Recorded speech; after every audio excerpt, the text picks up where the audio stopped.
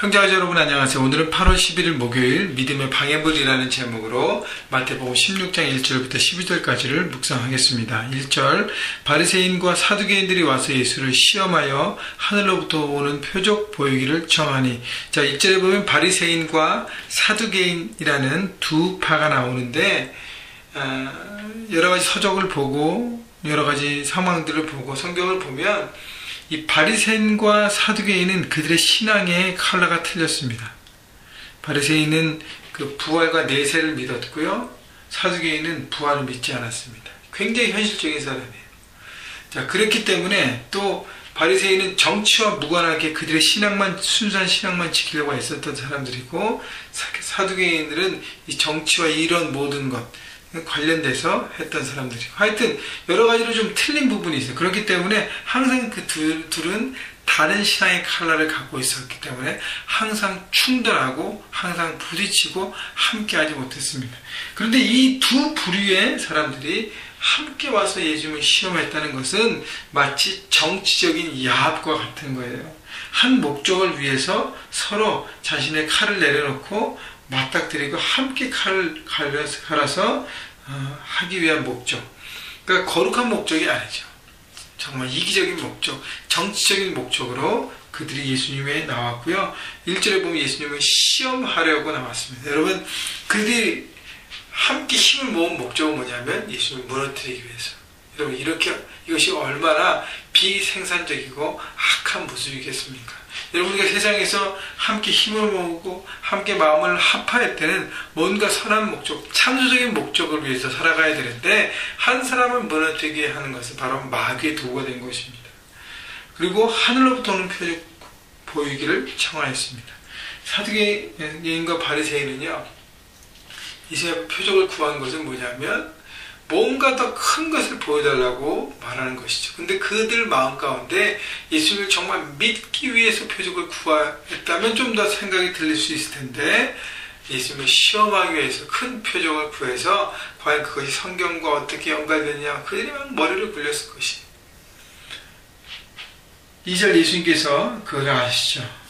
예수께서 대답하여 이르시되 너희가 저녁에 하늘이 붉으면 날이 좋겠다 하고 아침에 하늘이 붉고 흐리면 오늘은 날이 굳겠다 하나니 너희가 날씨는 분별할 줄 알면서 이 시대의 표적은 분별할 수 없느냐. 다시 얘기하면 하나님 아들로 내가 메시아로 이 땅에 와서 많은 기적과 많은 것들을 보이고 많은 하나님의 일들을 보였는데 또 가르침을 주었는데, 이 모든 것을 보면 과연 내가 하나님의 아들인지 메시아인지 진리를 말하는 건지를 알 수 있을 텐데, 뭔가 또 그것을 분별하지 못하고 뭘 또 찾느냐라고 얘기하는 것이죠. 4절 악하고 음란한 세대가 표적을 구하나. 이 얘기 뭐냐면요, 이게 주어지는 말씀, 하나님께 선포되는 말씀, 그 말씀의 진리를 붙잡고 살아가고 진리를 받아들이고 그것을 깨닫고 진리대로 살아가는 삶이 필요한 것인데, 뭔가 자꾸 눈에 보여지는 육적인 모습으로 살아가는 신앙의 형태를 얘기하는 것입니다.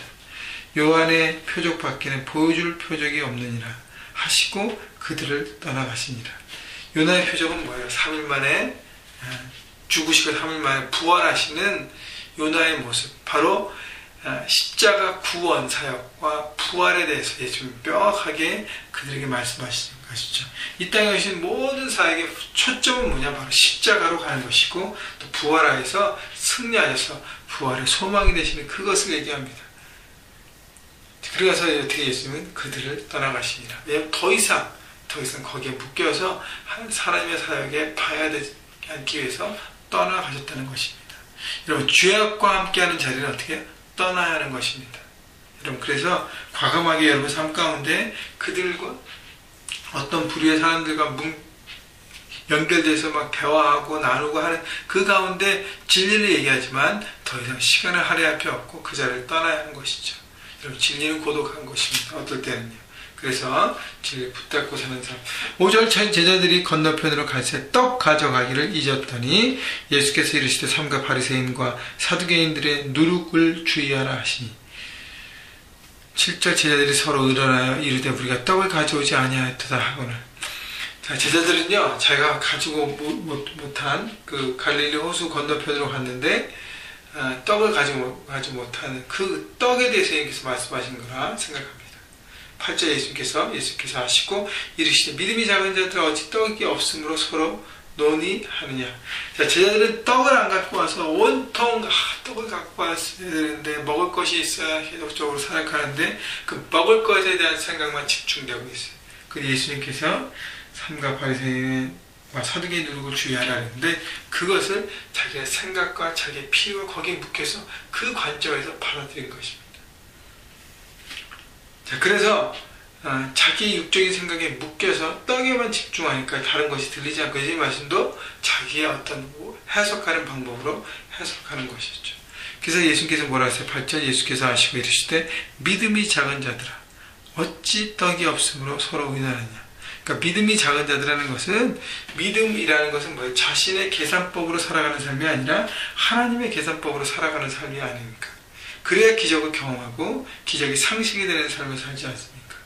그렇기 때문에 예수님께서 이렇게 너희는 믿음이 작냐? 근데 9절과 10절에 내가 5병 이하로 5,000명을 먹이고 7병 이하로 4,000명을 먹였는데 그 많은 기적을 보면서도 어떻게 계속 너희는 보여지는 그 떡에만 묶여 사느냐고 얘기하는 것이죠.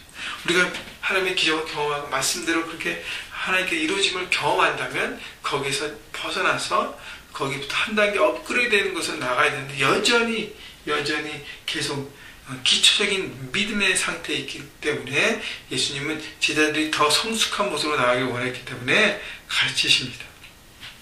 11절 어찌 내 말하는 것이 떡에 관한이 아닌 줄을 깨닫지 못하느냐 오직 바리새인과 사두개인들의 누룩을 주의하라 하시니 12절 그제서야 제자들이 떡의 누룩이 아니요 바리새인과 사두개인들의 교훈을 삼가라고 말씀하신 줄을 깨달으니라. 이런 말씀을 깨닫는 사람이 되어야 합니다. 말씀을 깨닫기 위해서는요 자기의 생각을 내려놔야 돼요. 자기가 붙잡고 있는 그것을 내려놓지 않으면 여러분 진리를 온전히 품을 수 없습니다. 그리고 예수님과 지속적인 대화를 계속하는 것이 묵상하는 것이죠.